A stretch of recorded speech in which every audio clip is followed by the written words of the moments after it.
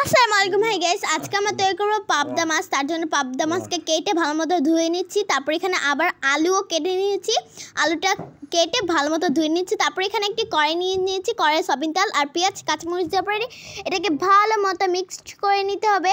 এটাকে কিছুক্ষণ আমরা ভাজবো। তারপর এখানে আমরা হলুদের গুঁড়ো, মরিচের গুঁড়ো আর লবণ আর আদা রসুন বাটা দিয়ে দেবো। তারপর এটাকে এখানে একটু অ্যাড করব পানি অ্যাড করবো। এটাকে ভালো মতো মিক্সড করে নিব।